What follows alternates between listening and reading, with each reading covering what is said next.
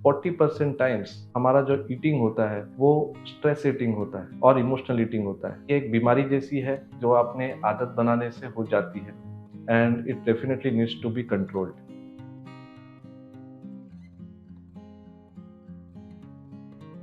What is stress eating?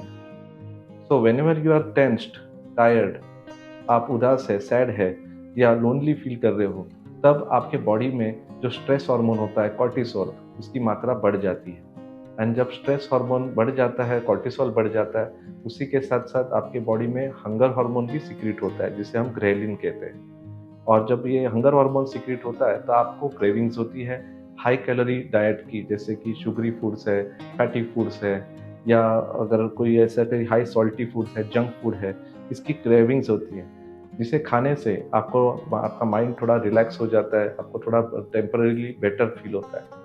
लेकिन इसे खाने के बाद थोड़ी देर बाद वापस आपका जो स्ट्रेस हार्मोन है कॉर्टिसोल, उसकी मात्रा बढ़ जाती है हमारे बॉडी में। एंड उसके कारण फिर आपका और ज़्यादा हंगर क्रेविंग्स होके आप और ज़्यादा कुछ कुछ अनहेल्दी चीज़ें खाने लग जाते हो। So it becomes a vicious cycle which needs to be stopped. So इसमें बहुत इंपॉर्टेंट है कि आपको आपका स्ट्रेस मैनेजमेंट्स वगैरह पे ध्यान देना पड़ेगा। How to prevent stress eating?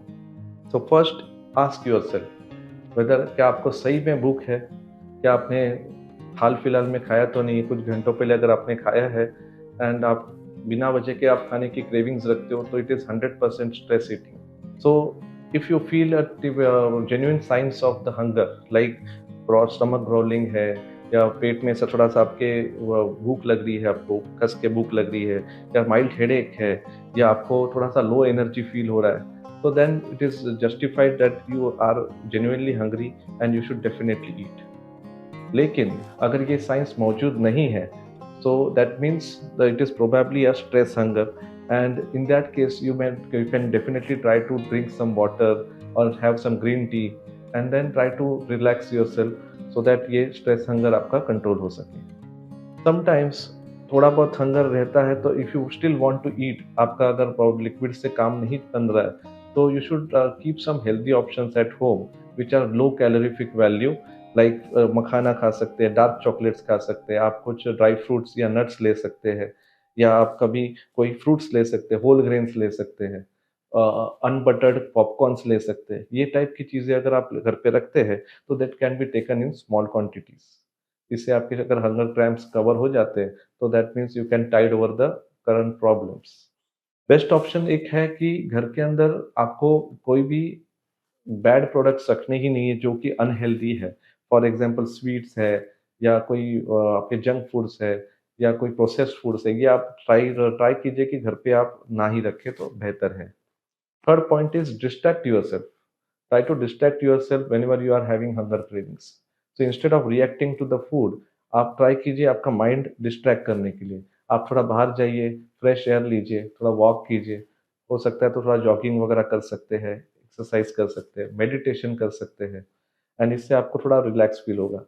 आप कोशिश कीजिए कि आपके फैमिली मेंबर्स या आसपास के आपके फ्रेंड्स हैं, उनसे आप अगर फ़ोन पे बात कर लीजिए या आप उनको मिल लीजिए, थोड़ा-सा बातचीत होगा तो हो सकता है आपके हंगर क्रेविंग्स कई हद तक कंट्रोल हो सकते हैं। आप एक हॉबी बनानी चाहिए आपको, कोई भी एक आपको एक हॉबी बनाइए, जैसे रीडिंग बुक्स है, या कोई म्यूज़िक लिसनिंग म्यूज़िक है, या कोई गार्डनिंग वगैरह टाइप की एक हॉबी आपको बनानी चाहिए which you are passionate about. तो आप अगर ये आपका समय आप कोई हॉबी में अगर डाइवर्ट करते हैं आपका माइंड, तो may be you can avoid the hunger cravings. Fourth point is that you should try to find the root cause of the problem. अगर ये रूट कॉज क्या है, ये अब अगर आपको समझ में आए तो आप हंगर क्रेविंग्स डेफिनेटली अवॉइड कर सकते हो। अगर आपको लगता है कि आप ये कंट्रोल नहीं कर पा रहे हो खुद से, then never be ashamed of taking any professional help, जैसे काउंसलर्स है, या साइकेट्रिस्ट है, या कोई सोशल ग्रुप्स होते हैं जो सपोर्ट करते हैं ये सब चीज़ों के लिए। तो social support groups can help you to come out of this kind of issues. To conclude for today's talk, I am going to give you a mnemonic: stop. So S stands for space between you and food. हमेशा आपसे अपने आप से और food से थोड़ी दूरी बनाए रखें।